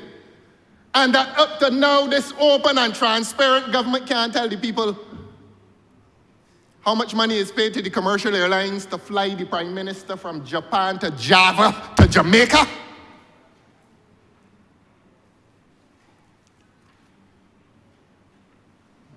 What's so wrong with that information? They feel guilty? We're not entitled to know? If the US president sneezes, the people of the United States are given a report. Far less the cost of travel. The cost of travel is subject to public disclosure. What is so wrong, government? I want this government by December the 31st, 2024, tell the people of Barbados how much was spent in prime ministerial travel from January the 1st this year to December the 31st. And that is not a personal attack. That is a justified request for public disclosure as to the expenditure of public monies. That is no national secret. And the mere fact that they can't disclose it says that there is some kind of guilt. Not inquiring into any private business. This is public business. The public has a right to know. The public has a right to know.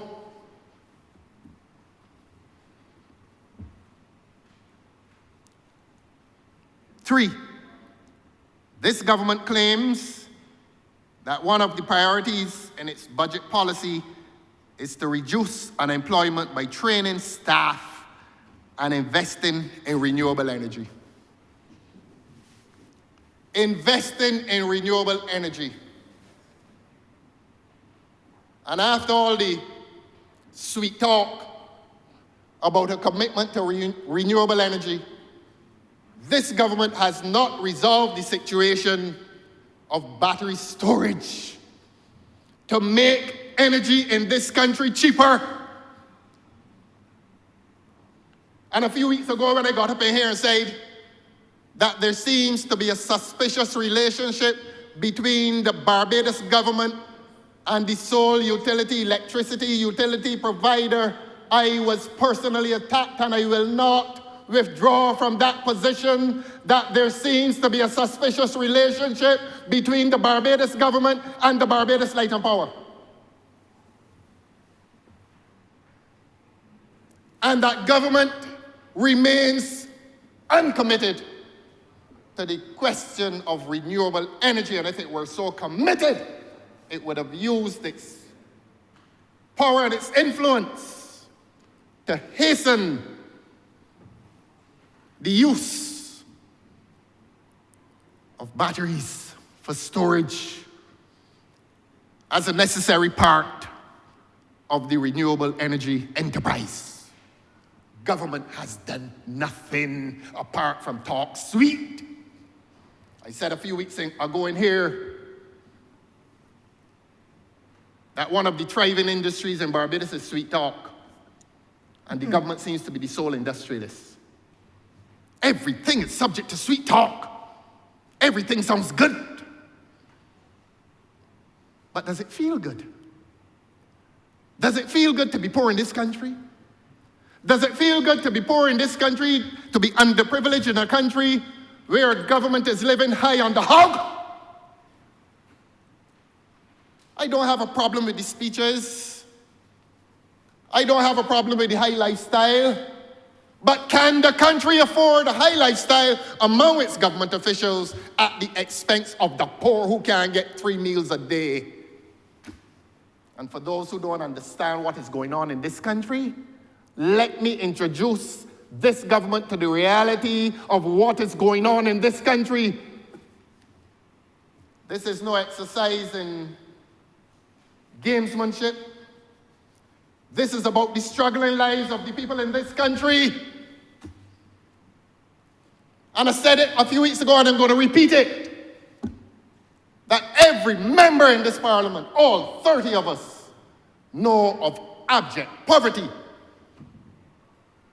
that is upon significant portions of our constituencies.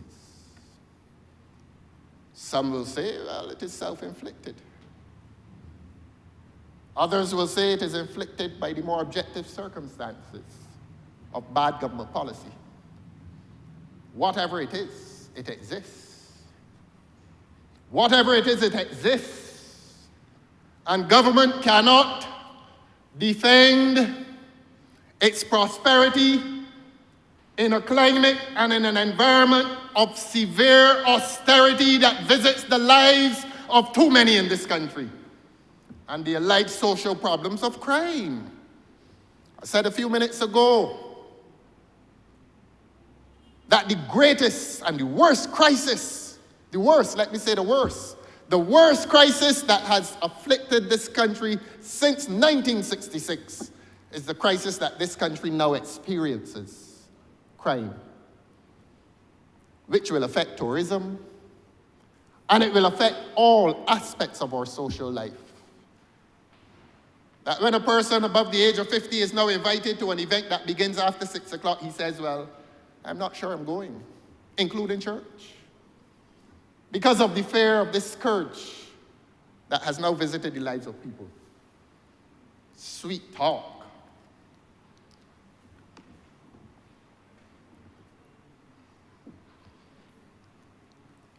Reducing unemployment and training staff.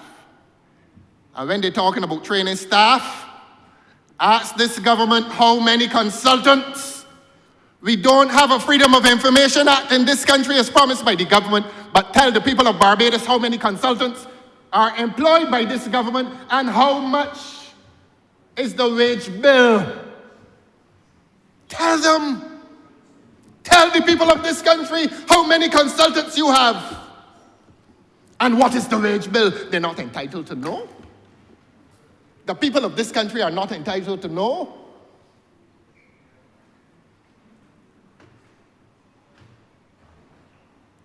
Number 4, we come to our favorite word.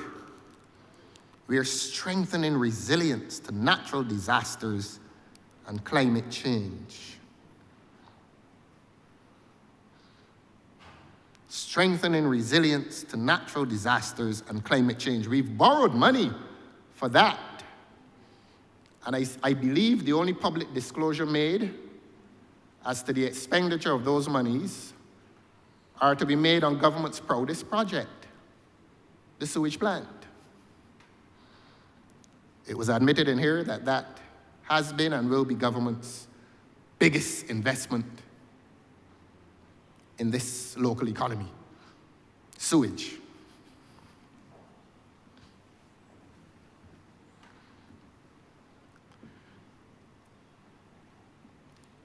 Number 5 is the review of the tax system to broaden the tax base and lower rates.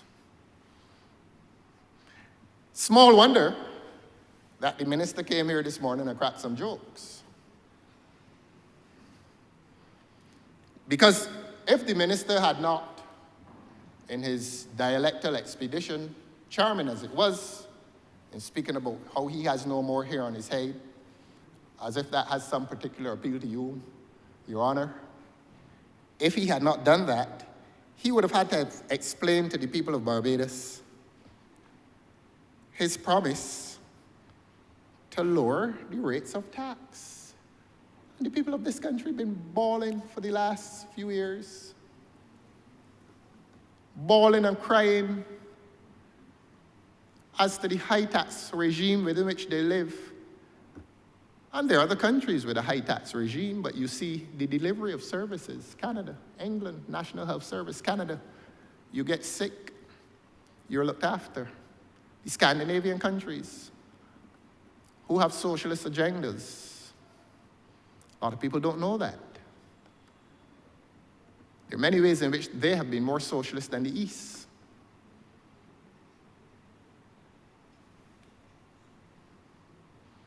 But we're not seeing in this country the results of high taxation. We're not seeing it. We're seeing a Queen Elizabeth Hospital on the verge of collapse. We're living in communities in which we cannot get our garbage collected until after 4 weeks. Our children are going into schools and are sent home for an entire term because the school is unfit for human habitation and we pay high taxes. The list is long, ma'am, and I shall not bore you with the litany of woe that attends this country. I shall not bore you. But this document says the significant reduction of tax expenditures. Then goes on to talk about the reform and transformation of SOEs. Where has this reformation and transformation of the state-owned enterprises taken place? What has happened in the Transport Board? What has happened there? When people in the bus stand crying at night, when the ZR stop running at 6 o'clock, what has happened to the guarantee of transportation that we used to have in the 1950s, 60s, 70s, 80s, and 90s? What has happened to that guarantee? And why are so many of the buses of the Transport Board sitting immobile and disabled? Tell the people of the country these things. Don't come in here and sing a sweet song. Tell the people of this country that the public amenities of this country, funded by the state, are largely disabled. Tell the people of this country. Don't sing sweetly. Don't reinvent yourself from a sober technocrat into a sweet-sounding dialectal speaker for the sake of charm and personal appeal. It will not work in here. It may be of some usefulness in Wotton and Kingsland, but not in here. And that is not personal. This is about policy. And the point I make today is that the Honourable Member for Christchurch East Central has been unable to defend this document. And it is because he has been unable to defend this document that he has gone on an expedition in politicking. And the only virtue is that he has been extremely charming in so doing. But the people in Barbados cannot eat charm. They cannot take charm to the supermarket, even from the Honourable Member for Christchurch East Central. This country is in serious trouble. Very serious trouble. And you know, ma'am, this document dares to say that it will implement pension reform and a comprehensive procurement. I beg your pardon. I'll read it with my glasses. This government dares to tell the people of Barbados that it intends to implement pension reform and a comprehensive procurement framework after having denied the people, the old people of this country, their right of access and entitlement to the pensions for which they had paid during their working years, and they increased the pension age to 67 to further disadvantage the old people in this country, and they come here today talking about pension reform. This flies in the face of reality, and that is why the Honourable Member did not read it. And that's why he settled for telling the people of this country that their major investment now as citizens should be to buy a barrel of rum.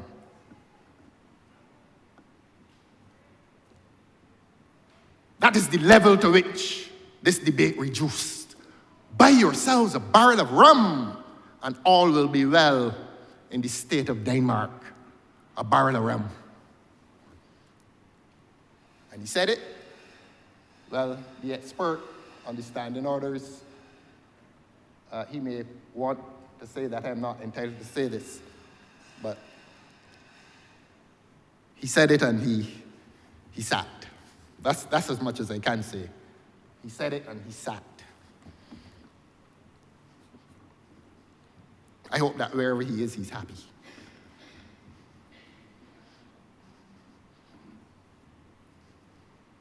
This government promises the upkeep and renewal of the capital stock and expansion of the infrastructure necessary for investment. Pretty words. The industrialists and the manufacturer of sweet words, and we living in this country now as sweet words. Transforming the public sector through fiscal and debt consolidation. And you know I'm tempted to say something, but I'm going to hold that back.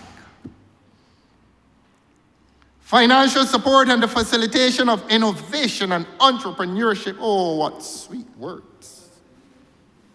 But here comes the reality, that these words mean nothing to the average man, woman, and child in Barbados. They mean absolutely nothing to him. Innovation, a government that decided to issue ID cards for all the citizens in this country, spent millions of dollars, and when the minister at the time was asked, but how much these ID cards cost, what is the cost of the scheme? The gentleman could not say. Something as basic as cost. He could not say. And now the scheme has been abandoned. And like the place down the hill in St. Peter, it's come to nothing. After presumably expending millions of dollars on an ID card scheme, that has gone the way of all flesh. Ladies and gentlemen of Barbados, ease your woes in the investment of a barrel of rum, is what this government has told you. 1 barrel of rum and you will become happy. He says you should not drink it. He said, keep it, and at some time in the future, you'll be able to sell it at a profit. Perhaps in a future speech, when he meets an unhappy population, he will tell them, well, take out a few sips and drown your sorrows. But he has left us today with that as a chief plank in government's economic policy, that every citizen now needs to buy a barrel of rum. I really did not come here today expecting to hear that. A barrel of rum, all he wants is a barrel of rum. I think that's a line from a song. But they were singing about a bottle. He has now elevated that to a barrel. I'm not going to let him forget those words and that advice. He used to be so sober, no pun intended. He used to be such a sober representative. Me too. Well, I'm not drinking any of that rum.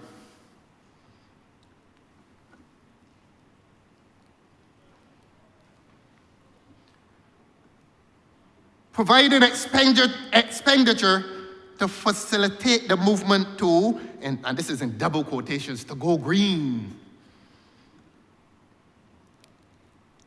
When the honourable member for Christchurch West Central started to green Barbados, he was painting the benches green and blue.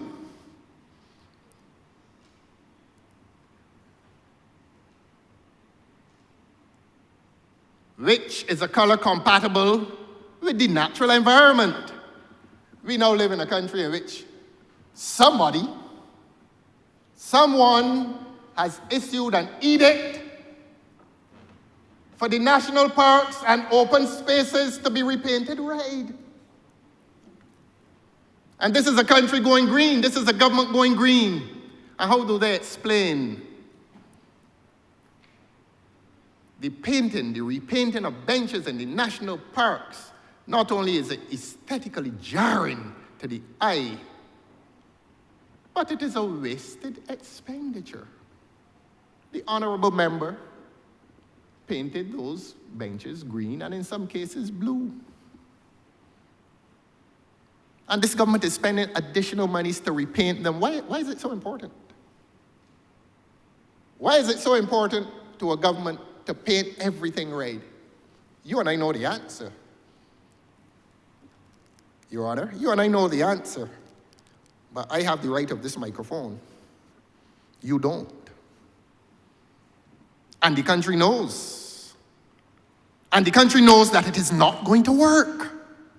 And the country knows that we will articulate it from here until the time comes that this government seeks to impress people as to its legitimacy only through propaganda. Ask the children at Foundation School why they go to assembly on mornings and stand on a red floor, when a few weeks earlier they were standing on a floor of the more accustomed colors, and they were sitting outside on benches that were not red, and now they're sitting on red benches. It may be subtle, but it is no less potent as a means of propaganda into the minds of the young children of this country. Paint the town red, they call it. Paint the town red.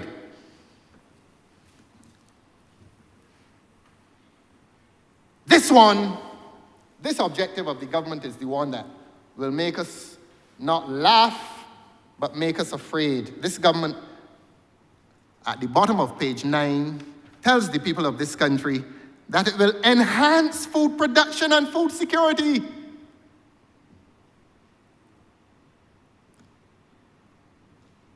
I'm looking around to see who likes black belly sheep. A few years ago, black belly lamb leg used to cost $120. Even if you have $240 now, you can't find one. Some well-to-do politician in Guyana eating all.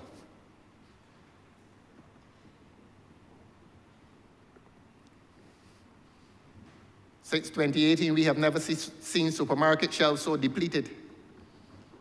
Since 2018,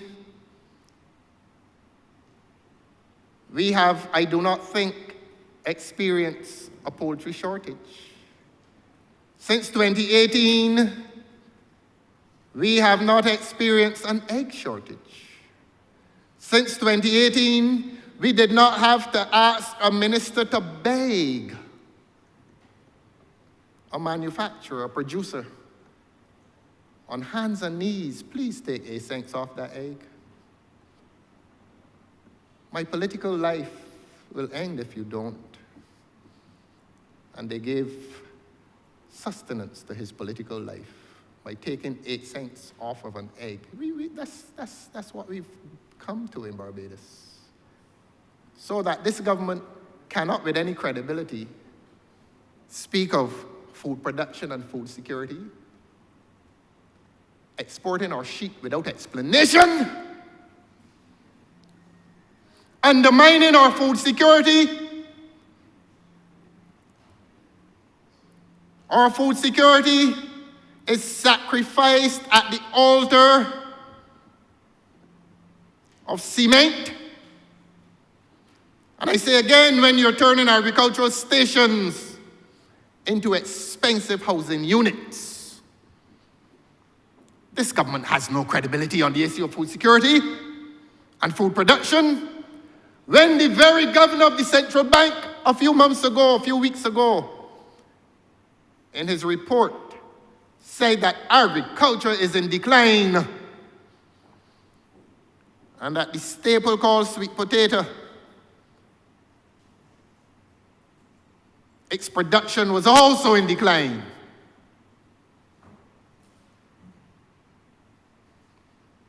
And as I said before, a man is not going to go to the top of Broad Street out there one morning and say all the food gone. It will not be announced with a bang, but the whimpers of food insecurity are being heard presently. And the consequence of the shortage of food is the increase in prices. And that's why the Honourable Member for St. Philip South had to go to a major producer and beg, please, for the sake of the life of this government, please take 8 cents off of that egg.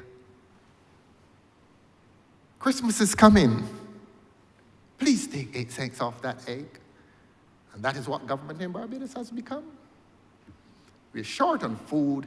There's a consequential rise in prices, and that is why the minister, who will congratulate himself, had to do what he had to do. The evidence is there. The evidence is there. And so one of this government's major failures is on the issue of food production and food security. But what do you expect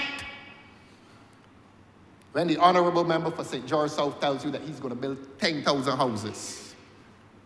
And clearly it does not matter to him where he builds them. If he has to destroy an agricultural station to do it, he will. He will.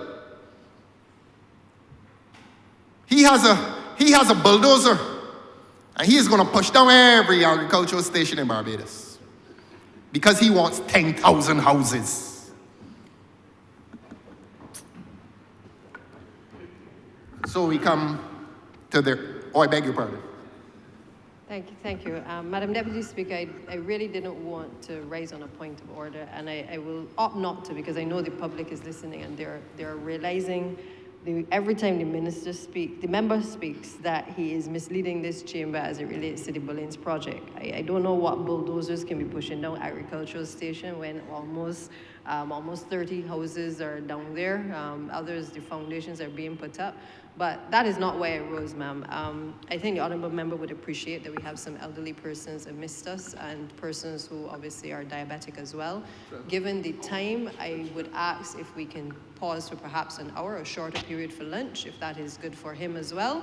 And we will come back and resume his continuous misleading of the public after we've had something to eat. So, Madam Deputy Speaker, with that, I would ask for a short suspension of 1 hour until 2:30 p.m., where we will resume debate on this particular bill. Thank you. Thank you.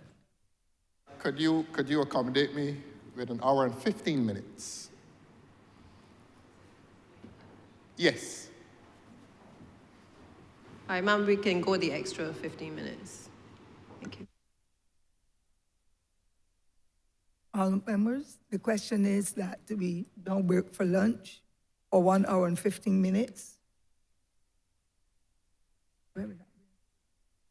until 2:45 p.m. this afternoon. All of the members in favor, please say aye. Those against, please say no. We think the ayes have it. This honorable chamber is now suspended until 2:45 p.m. for lunch.